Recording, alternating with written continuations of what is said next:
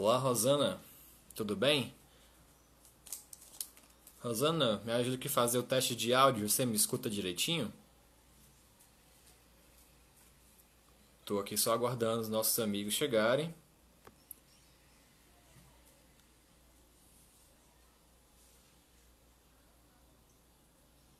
O áudio tá bem, pessoal? O áudio tá legal? Vocês me escutam bem? Maravilha. Bom, essa é a nossa quarta live, né, do GT de Ensino de História da Ampula Ceará. A gente tem aqui estado fiel, né, aos nossos encontros de sábado à tarde, né, sempre às 16 horas. Estamos aqui chegando ao nosso primeiro mês, né, dessas lives, né, e é sempre muito bacana chegar em marcos, né, temporais, né, coisa de historiador, né. Os marcos temporais são sempre muito importantes para a gente e especialmente é muito importante para mim falar sobre isso porque a gente tem um projeto que inicialmente a gente não pensava que fosse durar tanto tempo assim, né, e que fosse crescer como está crescendo. Eu vou aqui adicionar inicialmente aqui um dos nossos professor Paulo Ayrton Damasceno, né? Mandar aqui um abraço para Amanda Tavares, minha orientanda de graduação, que estuda, né, um dos temas que nós vamos falar sobre hoje na nossa live. Esperando aqui o senhor Paulo Ayrton. Opa! E E aí, meu filho? aí, grande Rickson. Beleza, parceiro? Como é que tá? Tudo em Cara, paz? eu só não tô melhor porque eu tô aqui meio baqueado, acho que eu tô com uma virose, mas acho que todo mundo tá nessa onda de ter alguma coisa, seja dengue, virose da mosca, virose do gato, toda virose que eu não sei nem que tô mas nem que virose é que eu tô aí passando. Mas fora isso, cara, tranquilo, estou feliz demais de recebê-lo aqui, né? Massa. Nós compartilhamos, né, juntos com o professor André e o professor Fernando, né, a coordenação de uma iniciativa de ensino de história, né, na Unicet, né? Que nós queremos colocar para frente, né? Espero que essa live nos ajude a botar, né, esse negócio para frente. É, É, consegue me ouvir? Tá ouvindo direito? Tá escuto de... direitinho? Tu me escuta bem? Sim, sim, tranquilo. É o que a gente sempre conversa, né, Rickson? E que eu tenho percebido muito nas outras lives, tanto com a Ana Carla quanto com a Cris, é essa questão da gente construir, ocupar e disputar os espaços. A questão do ensino de história ainda é uma questão, tanto na teoria, quanto na metodologia, quanto na prática, é uma questão que enfrenta muitas barreiras.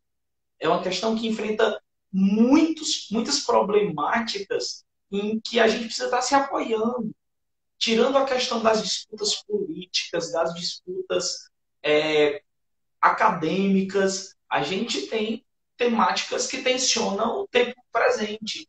Essa própria realidade da educação à distância, a educação no tempo de quarentena, esse repensar da escola, é algo que pede que a gente tenha espaços e, e locais e eventos e atividades para trocar ideia, compartilhar, pensar junto. Então é isso, foi um esforço mais de construir mais um espaço, fora os que já estão em disputa e foram colocados aqui, o Prof. História, em todos os estados, em todos os seus núcleos, a Olimpíada de História, e todo professor que está em sua escola, em sua unidade escolar, agora em seu WhatsApp, em seu canal, em seu portal, todo Instagram, momento de YouTube. fazer essa história pública, fazer essa história chegar. É uma disputa narrativa, é uma disputa de espaço, é uma disputa política. Então a gente tem que ocupar. Ocupar o que tem, construir novos espaços e disputar a todo momento. Você praticamente sintetizou, né, a nossa política, né, de ensino de história do Ceará, que é ocupar esses espaços, né? Então, nós, assim, temos um dever né, de divulgar e incentivar esses espaços, ainda mais espaços quando a gente também, de alguma maneira, está ocupando, né, como é essa iniciativa da Pós em Ensino de História da Unicef, assim como outros espaços, né, que estão sendo divulgados atualmente com o ensino de história no estado do Ceará. E é importante você dizer isso porque a gente tem aqui um público que vai aos poucos, né, chegando aqui na live, que é um público muito diversificado. Mas, assim, o que nos une, né? Se não a preocupação pela história, né? Seja a preocupação em ensinar história, ou aprender história na universidade, ou formar professores de história. Então, nós temos essa preocupação em comum. E por que não a gente divulgar esses espaços e ocupar esses espaços, né? E antes que eu possa fazer aqui uma breve trocada de sujeitos, né? E chamar o Fabiano, eu queria, né, continuar a sua apresentação, para que as pessoas possam conhecer melhor quem é Paulo Ayrton Damasceno, o que ele faz, o que ele compra, o que ele respira, né? Faça seu nome, meu Pode filho. crer. Bom, galera, primeiro, todo mundo que me conhece como PA, né? É, E eu estou muito feliz com o convite, é isso mesmo que a gente estava discutindo.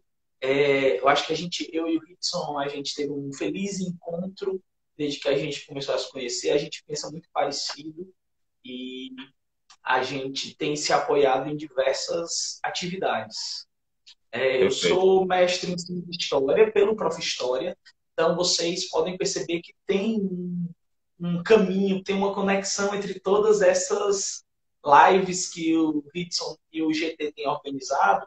Sou da turma do Fabiano, do, do Ícaro, que falou na primeira live. Na Sou segunda colega de live. trabalho do Fabiano, que vai dividir comigo esse espaço.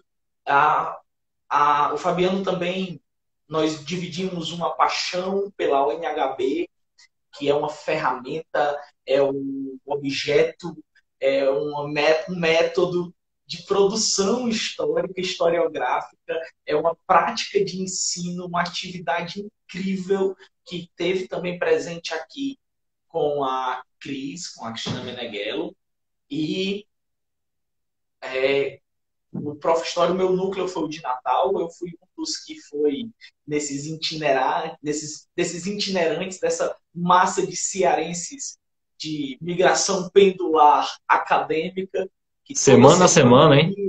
toda semana, 9 horas indo, 9 horas voltando, e a gente construiu esse mestrado graças ao apoio dos colegas. Então, eu considero que a Massa Feira, que era o nosso movimento de historiadores para Natal, Massa Feira foi um movimento muito importante aqui da cultura e do posicionamento político também de artistas cearenses. Verdade. Nós nos autodenominávamos Massa Feira. E aí tem o Diego, meu parceiro, que está aí nos assistindo também. Fica mandar um beijo para ele aí. Beijão, Diego, te amo, cara. Momentos E beijos agora. é, E é isso. Eu sou professor da rede particular e pública de ensino. A gente vai discutir um pouco essa questão do ensino da história no ensino público, todos os entraves, todas as problemáticas e a experiência da UNHB também no ensino. E estou aí como co-coordenador junto com você, junto com o Fernando e o Andrezão, André Vinícius, nosso irmão, que estamos tocando esse projeto da pós-ensino de História. Dou aula há 14 anos e tenho vivenciado algumas tensões da prática do ensino de História que me fizeram me apaixonar por esse caminho. E agora eu academicamente, ouvi sempre que ou você era um bom pesquisador ou um bom professor, que as duas práticas eram inconciliáveis, isso me magoava muito, isso me entristecia muito. Eu descobri posteriormente, infelizmente, pós-universidade, que o ensino de história era o meu caminho. Então, eu acredito, por isso que eu fico feliz com esse chamado, com esse convite, fico feliz com essa oportunidade, porque acredito piamente que o historiador e o professor de história são indissociáveis. O professor de história produz conhecimento histórico, produz historiografia em todos os seus Vou dar uma travadinha aqui no. práticos. Tá travando? Travou? Travou um pouquinho, mas Oi? voltou. Então é isso. Estou muito feliz com o convite e quiser colocar o Fabiano, a gente volta para esse bate-papo. Teoricamente, você volta em 5 minutos, mas depende do Fabiano se apresentar em meia hora, 40 minutos, 1 hora, né? Aí depende do Eu Fabiano. penso Aí é. ele Eu queria, também tem, vai ser complicado. eu queria dizer que antes dessa live acontecer, as piadas que foram feitas, não foram poucas, foram todas no sentido de o Hitson vai ser a única pessoa sensata nessa live. Aí eu comecei a rir, porque isso é uma piada, porque eu ser a pessoa mais sensata nessa conversa é uma piada. Quem, quem lhe conhece sabe que você só tem essa carinha O de carinha de menino menino, bom.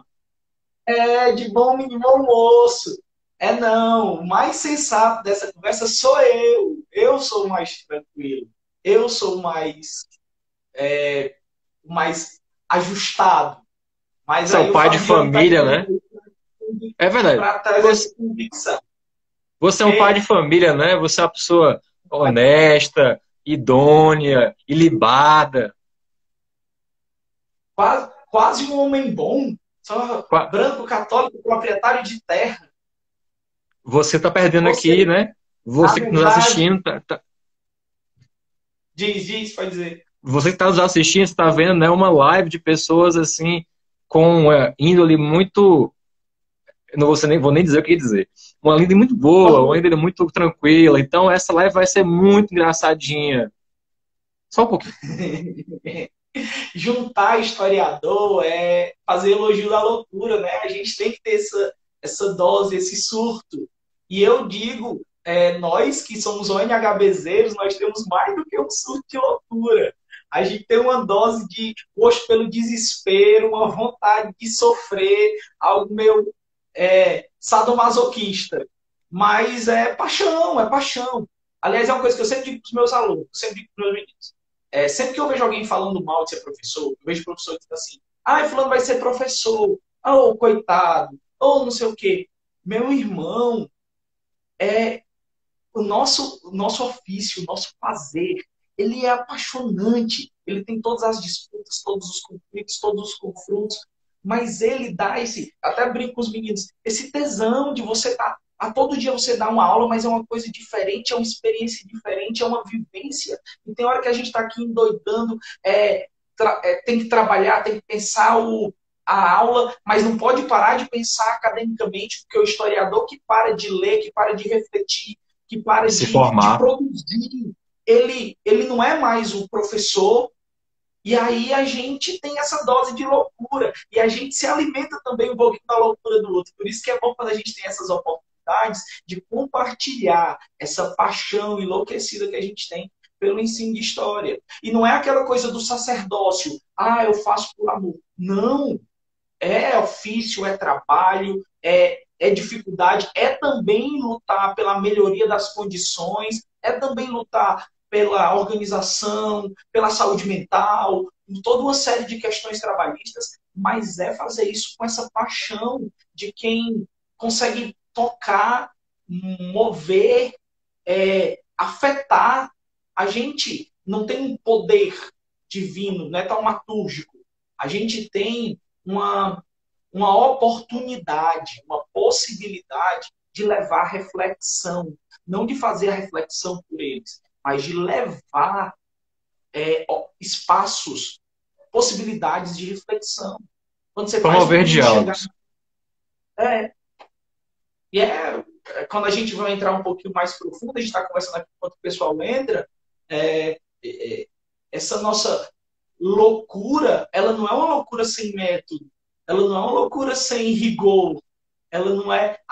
Foi, por exemplo, eu só vim descobrir as leituras sobre o ensino de história, sobre a aprendizagem histórica, sobre a consciência histórica. Eu só vim ter contato com os trabalhos do Lee, do Wilson, no mestrado.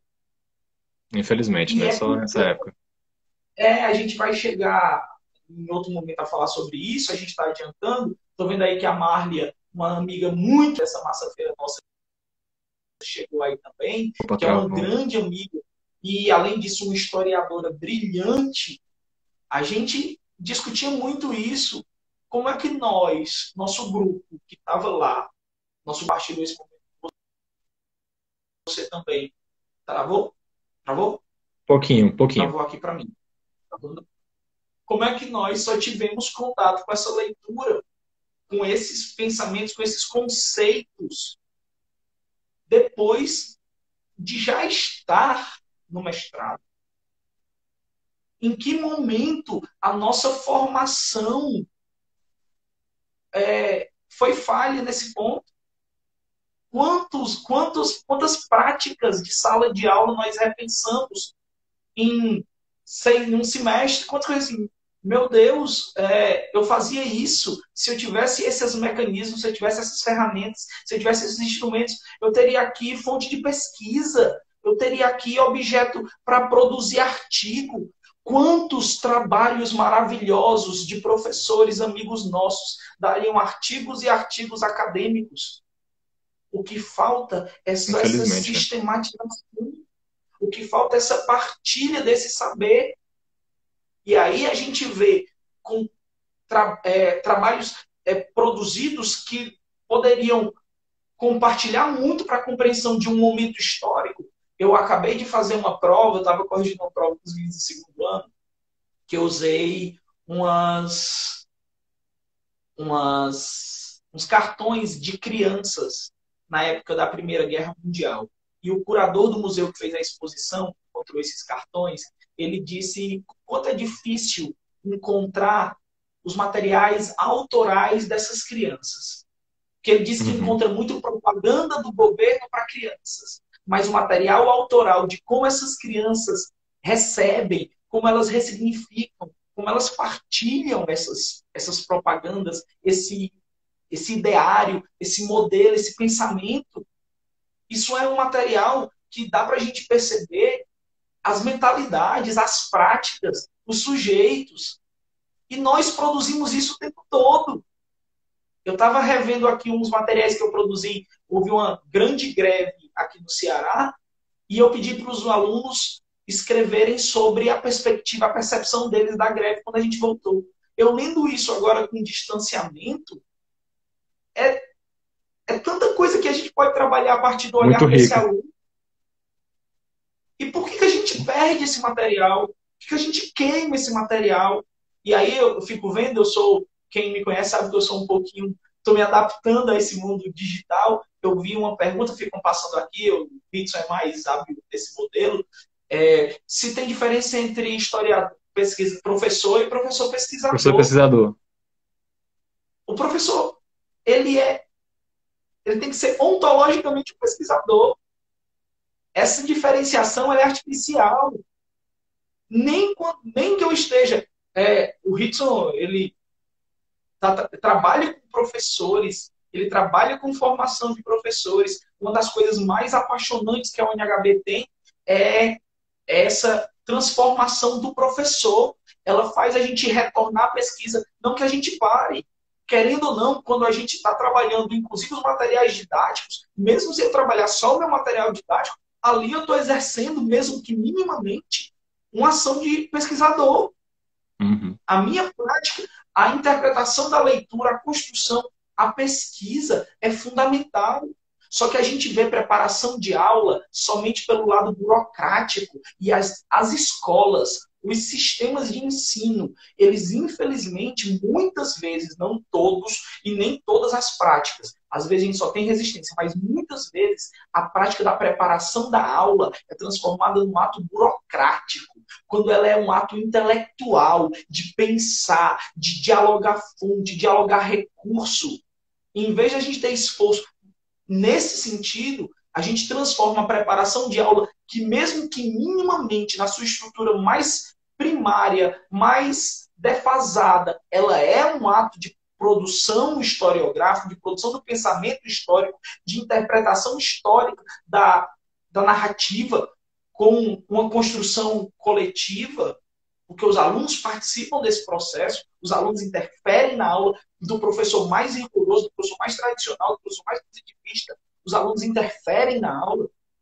Então, a gente tem que sistematizar o pensamento teórico e metodológico que transforme esses espaços efetivamente num trabalho de reflexão, de pensamento, de pesquisa. É aquilo que, por exemplo, a gente acaba indo e voltando na UNHB, a gente está fazendo a pré-UNHB, eu acabei de dar aula de pré-UNHB, acabei. Você não tem como pesquisar e se encantar. Estava conversando com o George, meu irmãozão, George Mota, nosso parceiro, professor aqui do Ceará. Grande abraço. E a gente está na etapa da transcrição do documento, transcrição paleográfica, né? Acabei de fazer a minha. Pronto. E aí a gente encontrou um leiloeiro leiloando recibos do grupo de documentos históricos que tem entre eles esse documento específico. Quando a gente vê, a gente está viajando, vendo recibos.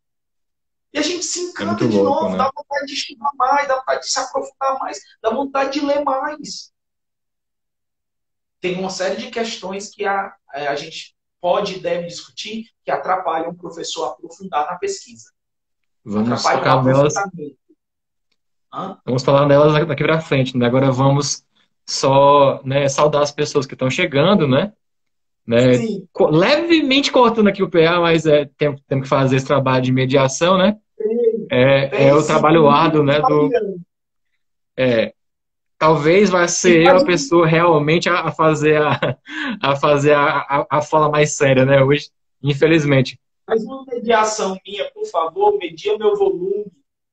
Porque não, o teu volume tá ótimo. Eu levei um carão que eu grito muito, porque eu vou me empolgando e aí eu começo a gritar. Imagine, né? Aqui ninguém vai falar baixo. Mas assim. Professor nenhum tem problema de volume, né? Principalmente de história.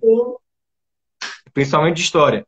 Mas assim, saudando as pessoas que estão chegando aqui, a professora Carla Sabina, a professora Cris Meneghelo, que chegou exatamente na hora que tu tava falando que é o trabalho de doido, de professor da UNHB, o trabalho de doido. E outros colegas que entraram aqui, como o Raul, e eram as perguntas de vocês, a Manuela, né? E os demais que estão aqui entrando, né? Devo saudá-los em algum momento aqui na fala, né?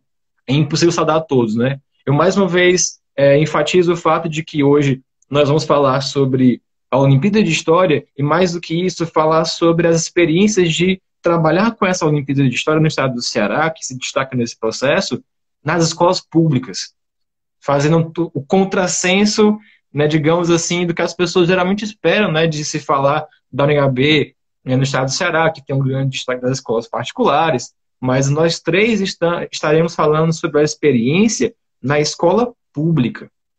E aí, diferente de outras lives, aí já eu vou fazer rapidamente aqui a troca pro PA, que vai voltar já, tá?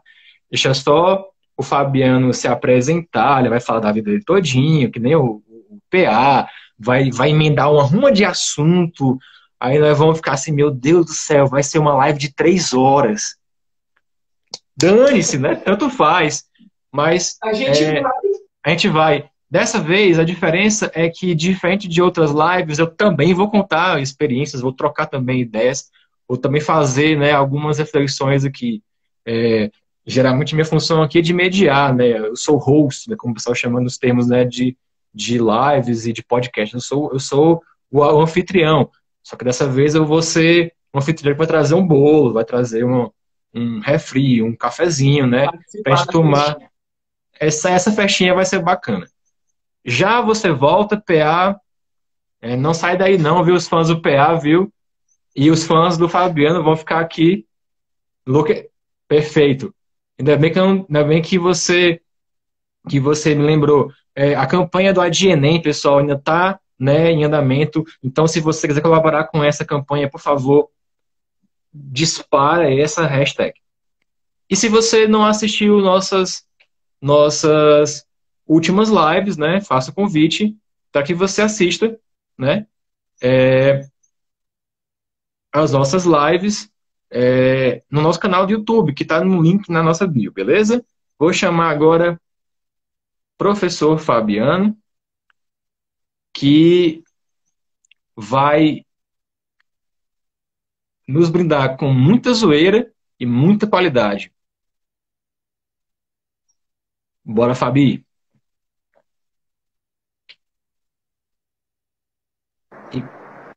E aí? Olá, tudo bem? Como vai, Ridson? Meu chapa, como é que você tá? Essa pandemia. Lembrando a vocês, né, que eu avisei, né, que no começo da conversa que essa live ia ser uma comédia, principalmente porque eu ia ter o trabalho completamente fodido de mediar essas duas pessoas. Eu tô lascado. Então, sem mais delongas, professor Fabiano, quem é você? Se apresente aqui para o nosso público. Boa tarde, Ridson e demais. É um prazerzão, sabe, estar aqui com vocês. Prazer. Assim, só te agradecer por você ter me convidado. Você falou sobre essa iniciativa das lives, né? A gente está vendo uma roma de live agora, por todos os. A gente está competindo agora com o El Chance. Não sei se você está sabendo. Ó, puta que pariu. Pois é. Aí, enfim, mas aí é uma ótima iniciativa para a gente utilizar a internet novamente como um canal muito importante e interessante de divulgação científica, né? Visto que os nossos alunos, né, eu brinco com o André diz, olha, não cabe mais neoludismo. Não, o professor ele tem que se adaptar, o professor tem que saber utilizar, se formar para tentar utilizar essas ferramentas, né? E, óbvio, acredito piamente nisso, né? Tá, professora, agora me lembrei agora, professora da disciplina de TICS que eu tive, senão ela ia bater agora. Oi, viu? Mestrado da UFRN, que também eu ainda estou terminando, tentando. Vai sair. Vai dar certo, meu amigo. Esse final de semestre. Então, é isso, né? Agradecer e achar que. Dizer que é muito massa a gente estar utilizando instrumentos como esse. Oi, Carol. Oi, Jean. Oi, galera. Utilizar instrumentos como esse para a gente estar fazendo isso. Divulgação científica é a universidade quebrando seus muros e dialogando com a sociedade. É isso. Além disso, é um modesto, né? Engraçado faz aqui um breve PS, né? Divulgando aqui a UNHB pelo WhatsApp, né? Alguns colegas seus de US disseram, olha o Fabiano, cara, não mudou nada. Mesmo cabelão. Brigava aqui só com o Fabiano. Professor Rafael Rabelo, foi seu contemporâneo aí.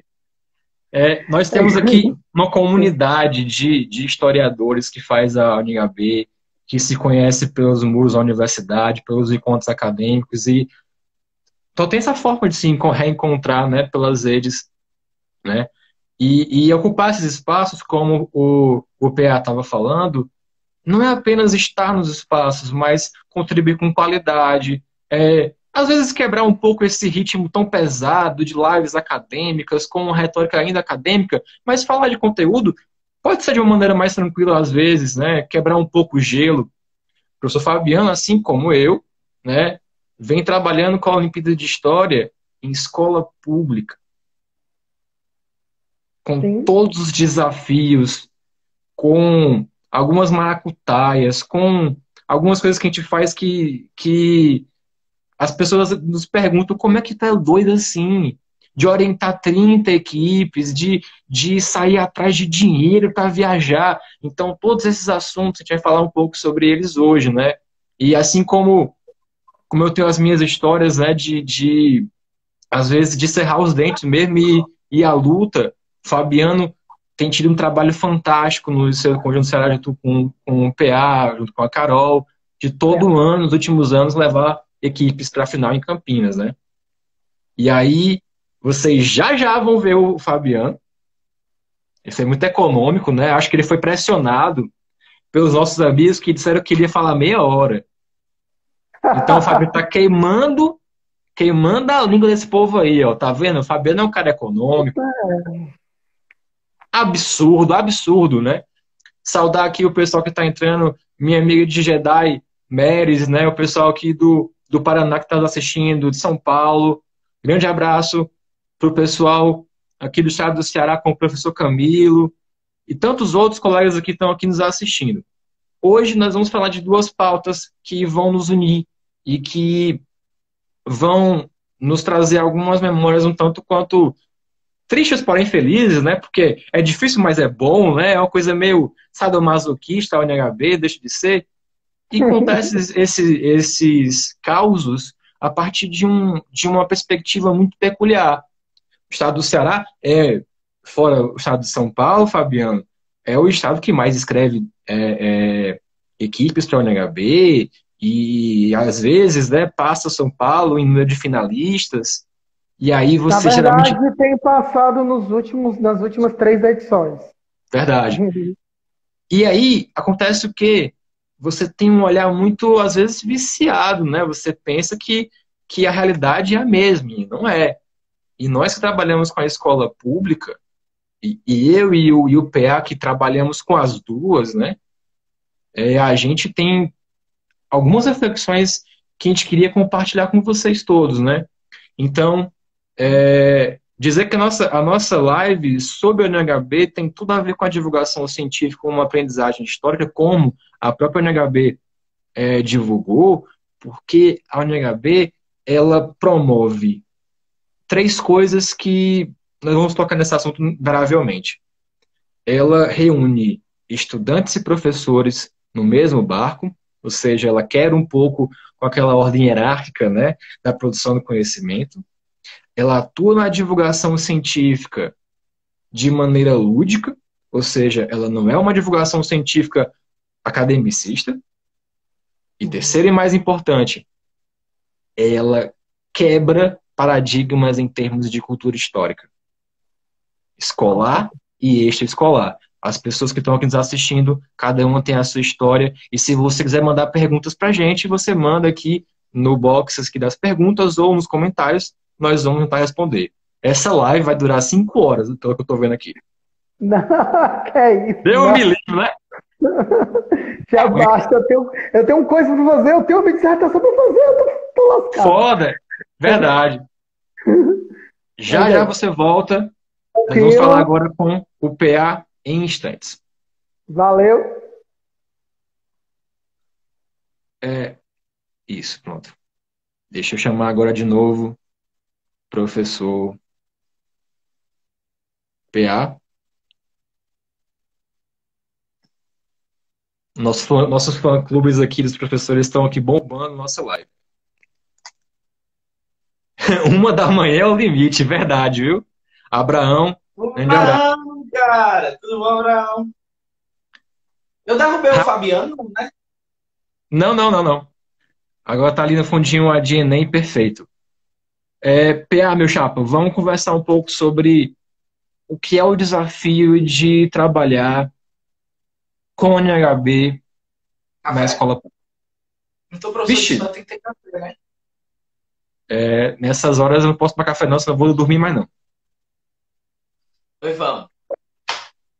Tem a pré-NHB para entregar, Jamiles. A gente vai já entregar a pré-NHB.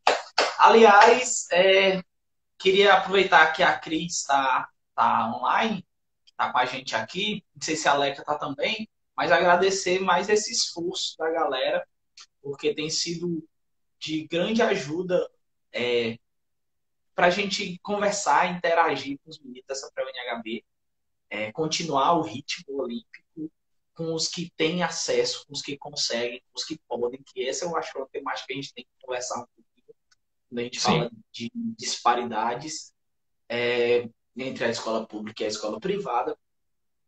E é engraçado como ela está afetando muitas famílias. A gente tem estava conversando com os meninos, a gente tem uma aluna do 4º ano fazendo pré-UNHB, porque a irmã dela faz, tá ela, a irmã, o pai e a Caramba, mãe.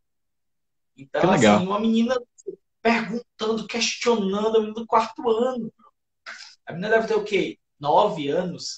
E já entrando aí nesse nosso mundo louco de problematização, de questionamento, e que é muito bom. Ela é um case para o pessoal que estuda educação histórica, né? Justamente que discutem, dentre outras questões, que a aprendizagem histórica ela é socio-interacional, né? Então, você tendo contato, às vezes, mais cedo do que outras pessoas com reflexões de nível mais avançado, você pode saltar perspectivas de aprendizagem de maneira mais rápida. E é interessante porque a UNHB esse ano, né, fez essa diferença, né? A Cris explicou muito bem para nós há 2 semanas atrás, PA, dessa possibilidade de pessoas que já participaram e não estão mais no ensino médio de participarem, de pessoas da família, do vô, do tio, de realmente mudar essa cultura histórica, né, que nós vivemos, entrando nas vidas das pessoas, né. E nós sabemos, né, que trabalhamos com a NHB, que a NHB, ela não mexe só com os alunos que participam, ela mexe com a comunidade escolar, ela mexe com as famílias das pessoas, mas dessa vez é diretamente com as pessoas mesmo, né? Não é indiretamente, não é diretamente. Quando a gente fala de ensino significativo, tem que ser isso que mexe, que afeta, que vira memória. Não é só aquela coisa. E não é aquela memória informativa que a gente viu tanto tempo ser construída a história. Aquela história, a velha história decoreba, que você vê tanta gente ainda defender.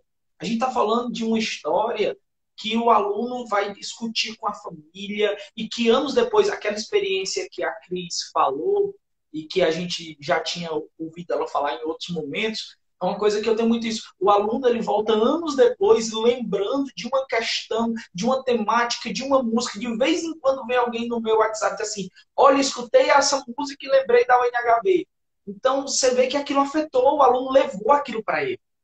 É aquilo que você não tem só, você integrou. Eu sei que muita gente criticou, às vezes não compreender esse termo, é essa coisa genética, que uma aprendizagem que você leva, que você incorpora, que ela passa a ter significado na sua vida, ela lhe afeta verdadeiramente. Ela não é só aquele aprendizado necessário para responder uma prova. Ela é uma coisa que lhe faz refletir de uma forma mais ampla, uma forma mais completa.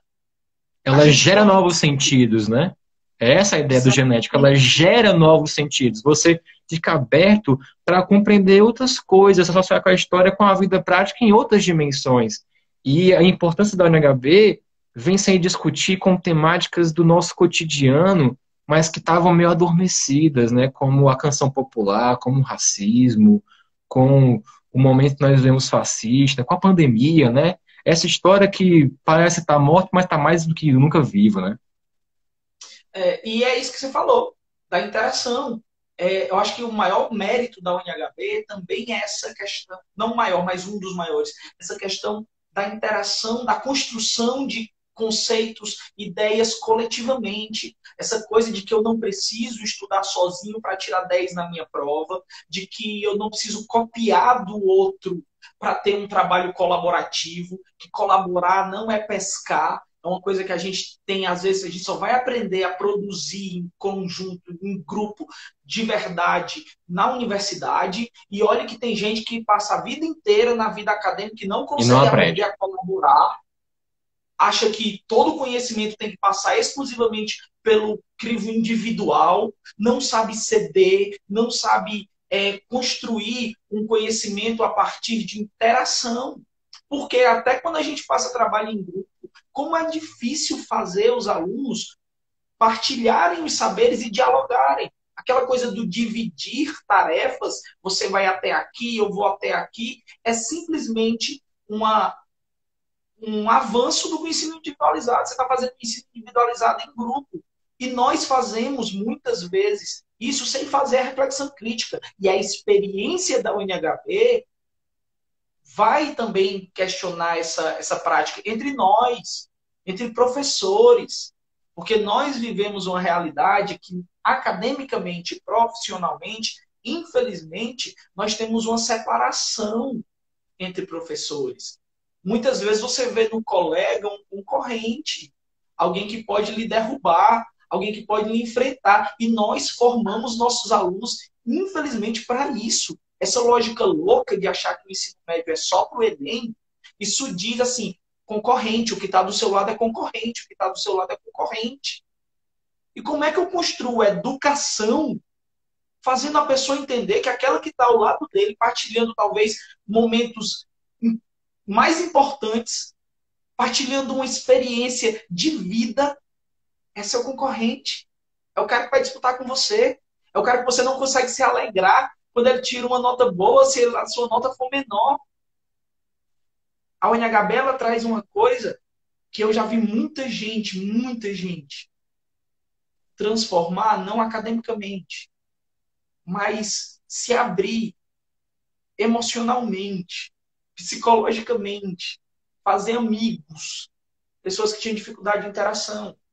E nós temos isso. Está aqui, eu não sei se ela está aqui, o Ritson falou, o pessoal do Sul. A gente, nas últimas lives, a Mi estava aqui. A Michelle. Ela está aqui. A gente fez uma live agora, o Fabiano, pode falar também isso, o Fabiano jogou a proposta, vamos fazer uma live dos 75 anos da Segunda Guerra Mundial. Aí o Miquiles foi e pegou a deixa. E aí começou, vamos. Quando a gente viu, participou o Igor de Coari, participou a Michele, participou o Plínio, do Espírito Santo, um bocado de cearense. E aí você tem professores que nunca teriam se encontrado, professores que nunca teriam dialogado, professores que nunca teriam partilhado, e construindo uma rede. Sabe o que é legal? A gente fica nos grupos de WhatsApp e um encontra uma leitura, partilha. Um encontra um quadrinho, partilha. Um precisa de um slide, aí o outro entrega, mas não é só copiar, não é aquela coisa de procurar no Google, PPT. Ó, galera, se alguém tem um slide massa, que a gente confia também no trabalho do outro, porque sabe que o outro é um pesquisador, sabe que o outro é alguém que acredita. E aí você pega e aí depois vem o diálogo. Ei, cara, usei, foi massa, nunca tinha visto esse documento. Eu que sou um cara que tenho dificuldade extrema com o uso de redes sociais, tenho dificuldade extrema. Eu tenho o apoio de uma galera, graças a essa interação. Quando você leva adultos, profissionais, professores, alunos, família, escolas, instituições, e quando você vem para a escola pública, quando você vê uma rede, tá aí, a gente tem um grupo de professores de escola pública que você faz parte, o Fabiano faz parte, a Marlia está no grupo que está aqui, o Diego está no grupo que está aqui, outros, eu não sei se tem mais alguém aqui, porque eu fico... É muita gente que está chegando aí e saindo, a gente não sabe, tem como saber. Aí, a gente partilha, você não vê, a gente comemora com a equipe da escola pública. Quando a gente viu a equipe de 9º ano, o Igor, e agora eu vi, o Igor, meu parceiro, que eu conheci, eu partilhei com ele a UNHB numa escola pública que a gente participou, e é massa isso, eu saí da escola, ele ficou, e ele toca o projeto de UNHB, porque a UNHB se propaga. Se a UNHB consegue fazer isso, por que a gente não pode fazer com outras práticas de outros projetos? Com outras. Se tu tem uma experiência massa, eu tenho um projeto similar, por que eu fico? Ah, esse é o projeto Ritson. Ah, esse é o projeto PA. Por que a gente não partilha, não troca, não constrói? Não faz um trabalho colaborativo? E você falou da ludicidade na minha dissertação. Eu falo sobre essa questão da ludicidade, que agora tem houve-se muito uma crítica a essa coisa da ludicidade, como o lúdico sendo algo que diminuía. Eu concordo que a história não é encantamento, a história não é diversão, não é só encantamento. A história não é aquela coisa de curiosidade, não é aquela coisa de manual, de guia dos curiosos, que infelizmente algumas pessoas tentam construir da história. A história divertida é aquela que faz rir, o professor tem que fazer rir, o professor tem que contar piada. Uma vez eu participei de uma seleção num cursinho, e aí o cara, eu gostei muito da sua aula, achei ela muito legal, mas você não me fez rir. Aí eu olhei para ele, foi mal, eu não tenho como. Até porque quem me conhece sabe que eu contando piada eu sou horrível. É verdade. Mas, mas eu acho que ele não tem que fazer rir. História é para problematizar, é para fazer refletir, mas você também consegue fazer isso de uma maneira divertida, interativa. Agora está em moda gamificação. São conceitos que vão surgindo para práticas que a gente já tem. Eu Games conversei. epistêmicos, jogos interativos, desafios epistêmicos, né, como no geral. A Cris falou isso numa entrevista que eu fiz para a dissertação, é a questão da história pública, que até o Fabiano falou, a gente está fazendo história pública. Só que a gente sempre fez história pública.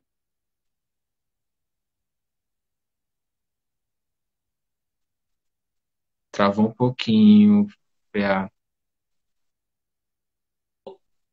Não sei se Oi, travou para oi, vocês, mas travou um oi, pouquinho para mim. oi. Tu travou, não sei Opa. se.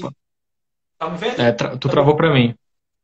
Eu E tu tô te travou vendo para meio mim. travado, mas enfim, nós estávamos discutindo essas questões, né, a partir de um olhar que é um olhar perspectivado, que é um olhar da escola pública, né?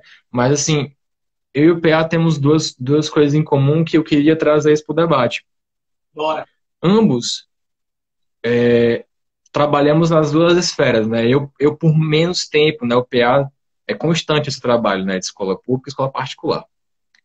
E tem outra coisa que nos une,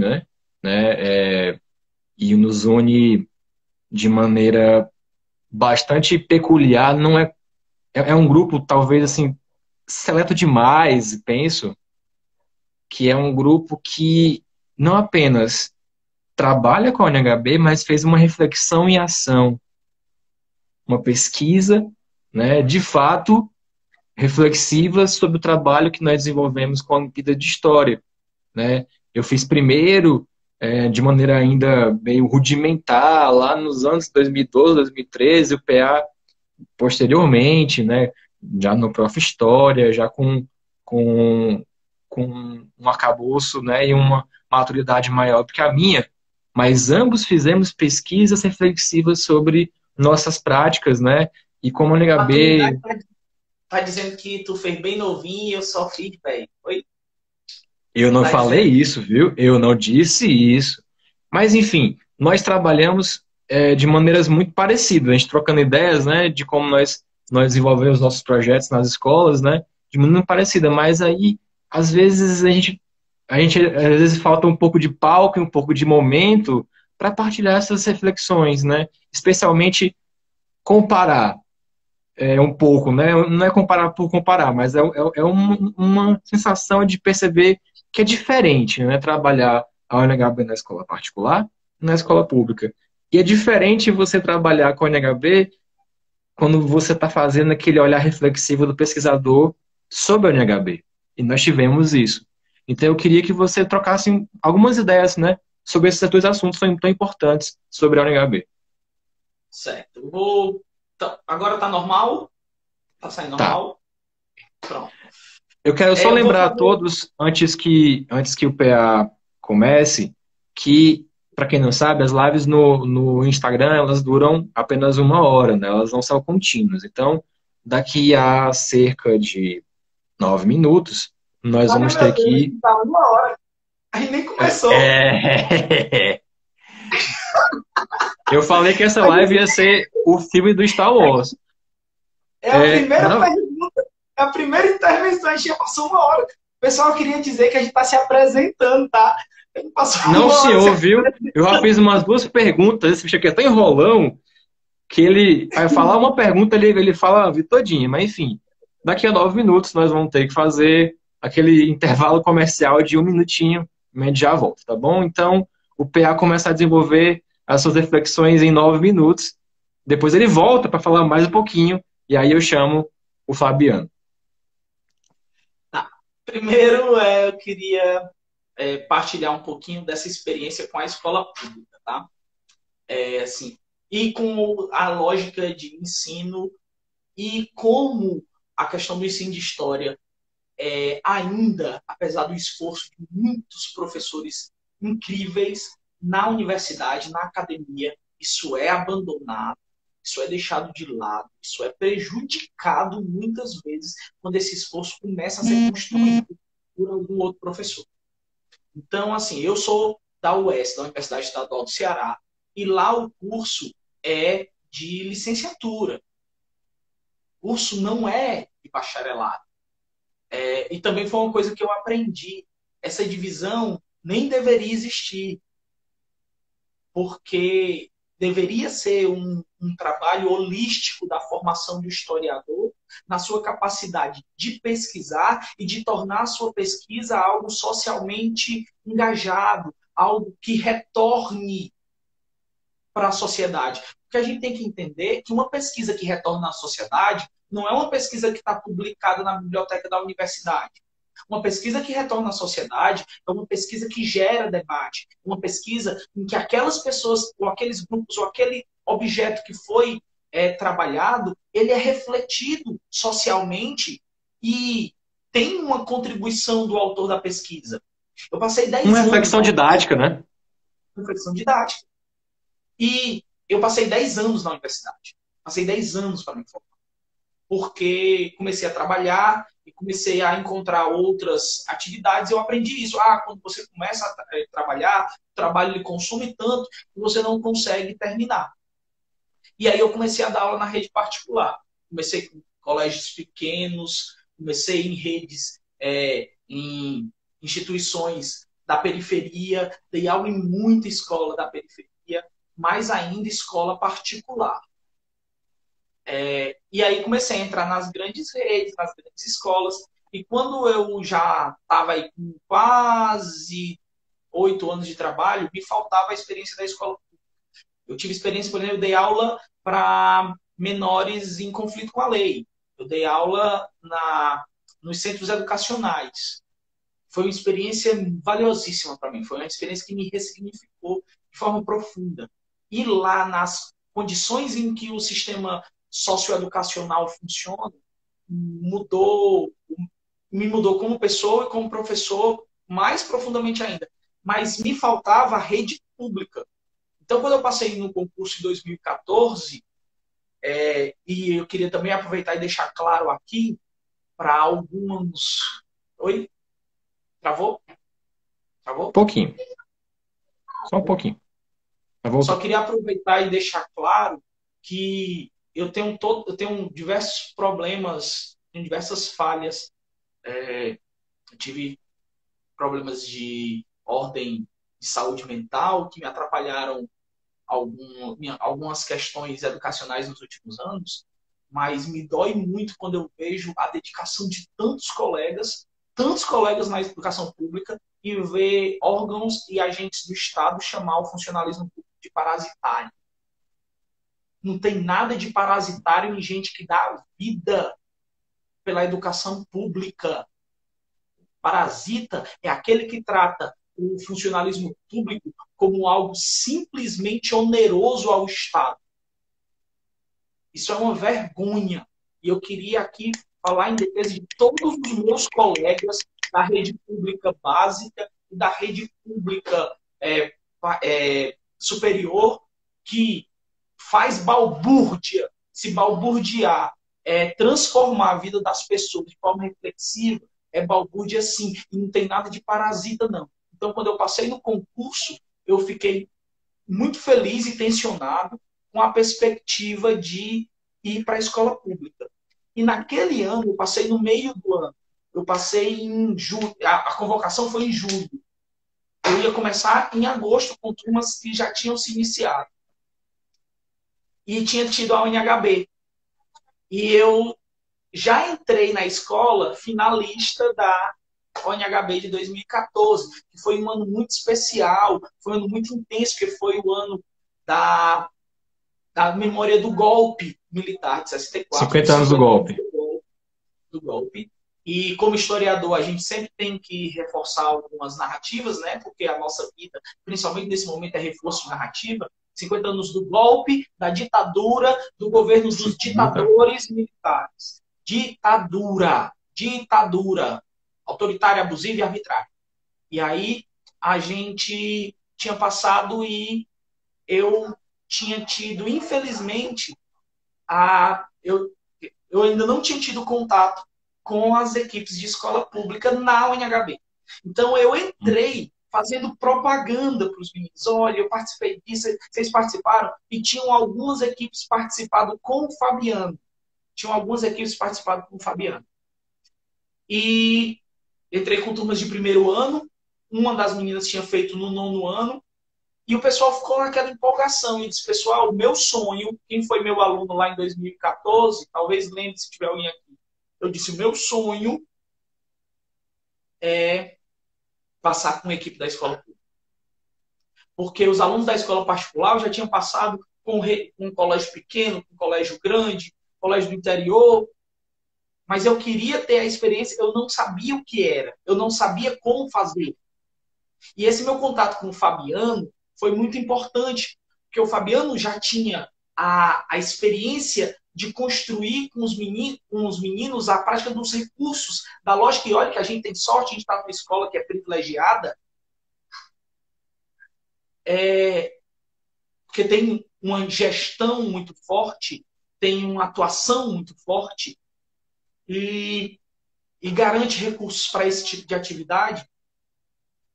E o Fabiano fazia com toda aquela vontade, com todo aquele gosto, mas faltava esse diálogo. O Fabiano fazia sozinho, fazia de forma artesanal. Era eu no Cleide Para Lima. Daquele trabalho, não é aquele, é aquela coisa de assim, você cai de paraquedas. E a UNHB, ela traz uma série de questões que nós que vivemos na prática didática cotidiana da escola tradicional, do ensino tradicional, a gente muitas vezes não estava acostumado a trabalhar com vários itens corretos, trabalhar com graduações do conhecimento histórico, com níveis de conhecimento histórico, que eu só fui entender efetivamente essa conceituação desses diversos níveis de aprendizagem, desses diversos caminhos e formas de aprendizagem, a Ranta travou. Quando eu fui ler, quando eu fui ter acesso aos documentos do mestrado, conversando com você. Meu trabalho foi sobre isso, justamente, né? E aí, fazer uma parte contigo, né? Porque o Fabiano se emocionou. Né? Fazer uma parte porque vendo você descrever o trabalho do PA, descrever o meu trabalho, né? Eu comecei sozinho, eu vim ter colegas para trabalhar comigo. A Olimpíada de História na mesma escola, eu comecei em 2011, certo?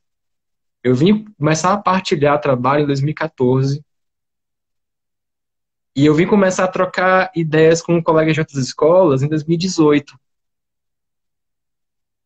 Então, esse percurso de labutar você e seus estudantes, começar a depreender coisas, começar a refletir coisas, começar a perceber padrões e até mesmo de problematizar isso na perspectiva da aprendizagem histórica, eu vim fazer isso no exercício escrito, né, que você leu, meu trabalho da pós em ensino de história na UES. E aí, para fazer... Só uma coisa. Olha que interessante, eu não sei se eu já te falar isso, eu conheci você antes de lhe conhecer, pela UNHB. Meu trabalho. A UNHB publicou uma notícia do seu trabalho. E eu disse, olha aí, isso aqui dá para virar trabalho acadêmico. E isso, mestrado para mim, retorno à academia, era um sonho. Então eu te conheci academicamente, através desse espaço de divulgação científica que é também a Olimpíada. Então a gente está falando de um espaço privilegiado de produção, de divulgação, de compartilhamento, de construção do saber histórico.